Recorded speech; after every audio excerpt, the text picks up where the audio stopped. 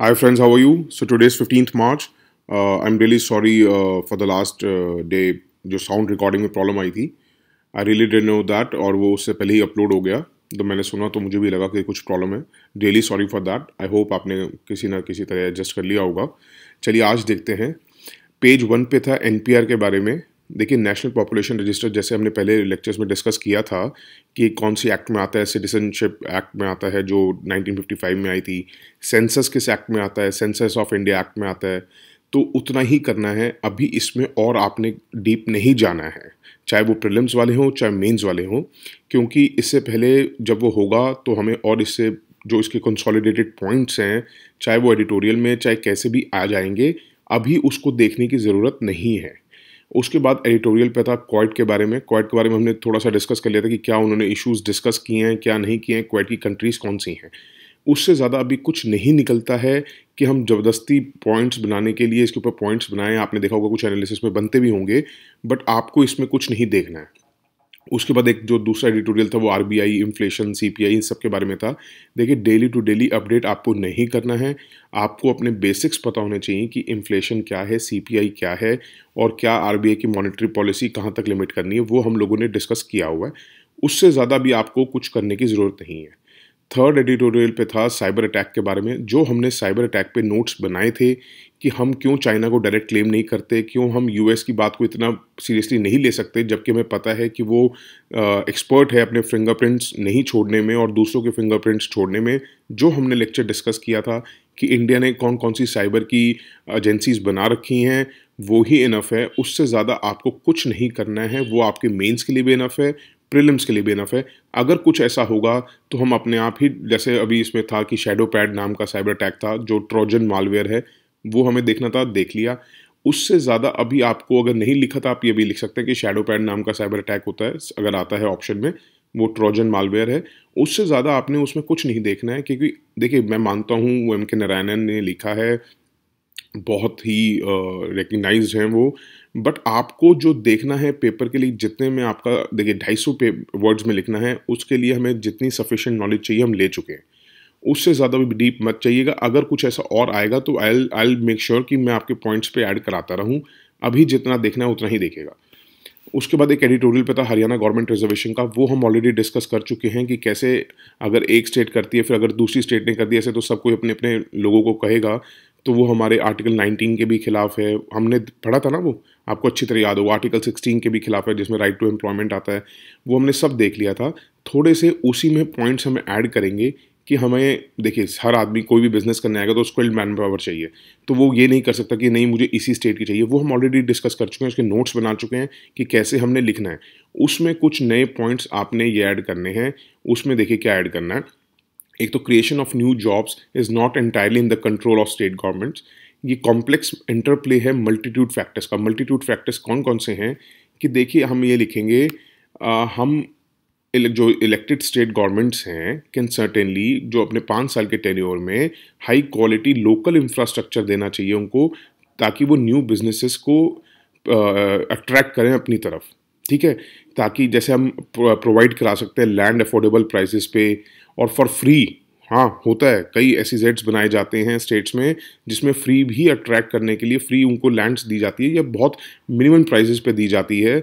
जैसे आपने देखा होगा जी आजकल जो कॉलोनीज बनती हैं उनमें क्या करा जाता है, जैसे अगर सपोज करिए 20,000 रुपये पर स्क्वायर यार्ड का अगर रेट है तो उनको 2,000 रुपये दी जाती है ताकि वो वहाँ स्कूल खोल सकें या वहाँ पे वो हॉस्पिटल्स खोल सकें. तो ऐसे अट्रैक्ट की जाती है इन्वेस्टमेंट्स. मगर अगर हम बात करें स्किल्ड लोकल लेवल की, तो ये जो काम है it is a function of many decades of social progress of the state. एक साथ एकदम से नहीं किया जा सकता कि हम सोचें कि हम अपनी मैन पावर को स्किल कर दें. देखिए पढ़ाई अगर आज भी पढ़ाना शुरू करेंगे तो 10 साल लगेंगे किसी भी बच्चे को पढ़ाने के लिए. हम कैसे कर सकते हैं कि हम रिस्ट्रिक्ट कर दें अपनी स्टेट को कि नहीं हमें लोकल ही आपको जॉब्स देनी पड़ेंगी, जब हमें पता हो कि हमारी लोकल जो पॉपुलेशन है उनमें ये वो स्किल्स नहीं है. ठीक है, और वैसे भी आपको हम लिख सकते हैं, ये लिखेंगे पॉइंट कि after the introduction of GST state governments को अपनी फिजिकल ऑटोनॉमी भी नहीं रही है कि वो टैक्स कंसेशन प्रोवाइड कर सके टू बिजनेसेस.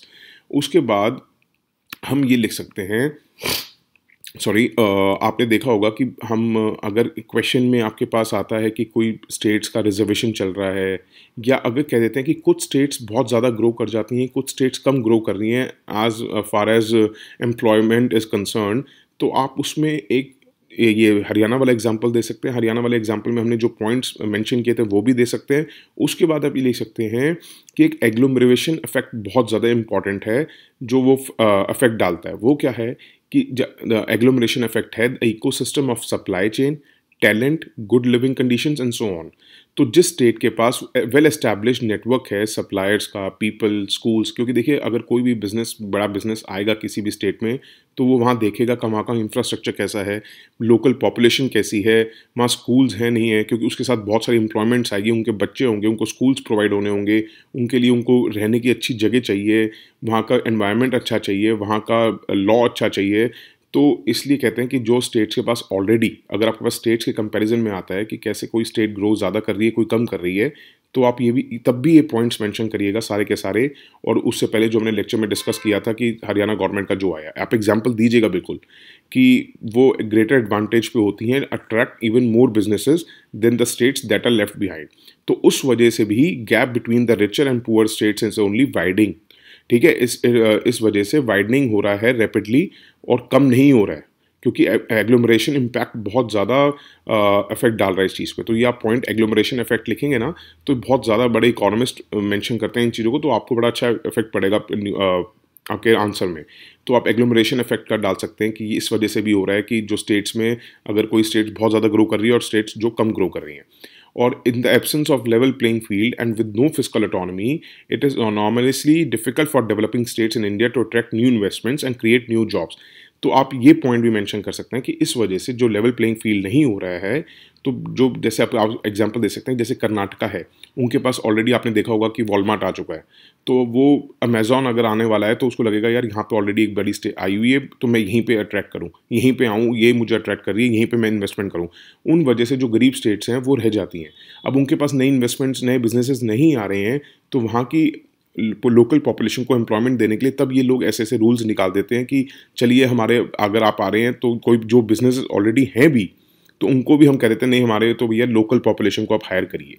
तो आप ये दोनों प्रोज भी लिखने हैं, कॉन्स भी लिखने हैं, तो जैसे इस प्रो है उस पॉइंट में कि क्यों कर रही हैं स्टेट, तो आप ये पॉइंट्स दे सकते हैं कि एग्लोमरेशन इफेक्ट की वजह से जो बड़े बड़े बिजनेस हाउसेज हैं वो वहाँ जा रहे हैं, और पुअर स्टेट्स पुअरर हो रही हैं, रिचर स्टेट्स रिच और हो रही हैं, और उस वजह से लेवल प्लेइंग फील्ड नहीं हो रहा है, इस वजह से वो क्रिएट नहीं कर पा रहे हैं न्यू जॉब्स। इसलिए वो चाहते हैं कि जो ऑलरेडी एग्जिस्टिंग बिजनेसेस हैं उनके साथ हम ये रूल ले आएँ। बट उसके बाद फिर आप जो हमने पहले पॉइंट्स डिस्कस किए, आप उसमें वो लिख सकते हैं कि नहीं, जो भी बिजनेसेस हैं वो ये देखेंगे कि हमें तो क्या नाम है, स्किल्ड मैन पावर चाहिए, और अगर वो लोकल पॉपुलेशन प्रोवाइड नहीं करा पा रहे हैं तो वो लोग शिफ्ट कर लेंगे अपना बिजनेसेस। तो ये बल्कि हार्म करेगा ऐसे रूलिंग्स, और उस स्टेट को भी हार्म करेगा कि न्यू एम्प्लॉयमेंट तो छोड़िए, जो एग्जिस्टिंग एम्प्लॉयमेंट है वो भी खत्म होने लग जाएगी। तो ऐसे आप इसको प्रो कॉन लिख के आप मेंशन कर सकते हैं। फिर लास्ट में जो हमने पिछले लेक्चर में डिस्कस किया था, कंक्लूजन में वो ही लिखेंगे कि देखिए हमें हमें अपनी लोकल पॉपुलेशन की, हमें मैन पावर को बढ़ाना चाहिए, स्किल को बढ़ाना चाहिए, और उससे हमें डिफरेंट हम, जैसे आप कह सकते हैं स्किल डेवलपमेंट, हमें प्रोग्राम शुरू करने चाहिए, हमें कैसे अपनी मैन पावर की एजुकेशन को ध्यान में रखते हुए कि हमें एजुकेशन प्रोवाइड करानी चाहिए, मास प्रोग्राम शुरू करना चाहिए कि ताकि आपकी लोकल पॉपुलेशन एजुकेशन ले, और वोकेशनल ट्रेनिंग भी दे सकते हैं आप। ये चीज़ें पॉइंट्स मेंशन करिएगा, ठीक है। उससे ज़्यादा पेपर में कुछ नहीं था। जिनको लगता है कि यार सर पता नहीं पढ़ रहे हैं, नहीं पढ़ रहे हैं, देखिए मैं तो पढ़ रहा हूँ भैया, 2-2.5 घंटे 3 घंटे अपनी न्यूज़पेपर में से ही निकाल रहा हूँ। बाकी अगर जिसको लगता है डाउट है तो आप आज का न्यूज़पेपर उठा सकते हैं। अगर आपको लगता है कि सर आपने तो ये न्यूज़ मिस कर दी थी, तो आप कमेंट सेक्शन में बताइएगा, तब देखते हैं कि क्या हम गलत कर रहे हैं, क्या नहीं कर रहे हैं। इसलिए मैं कह रहा हूँ आप ज़रूर अपने कमेंट्स में बताइए कि अगर कोई कमी लग रही है या कुछ ऐसा लग रहा है कि आप सर ये वाला पॉइंट हमें क्यों मिस कराया, तो मैं आपको एक्सप्लेन कर सकूं कि इस वजह से उस पॉइंट को छोड़ा गया है, ठीक है। उससे ज़्यादा आज कुछ नहीं था न्यूज़पेपर में, बहुत छोटा लेक्चर बना है, आराम से सुनिए, अपने नोट्स को वेल्दी बनाइए और रिच बनाइए। उससे ज़्यादा आज कुछ नहीं करना है। That's it for today. Thank you so much for listening. Have a good day. Bye. Take care.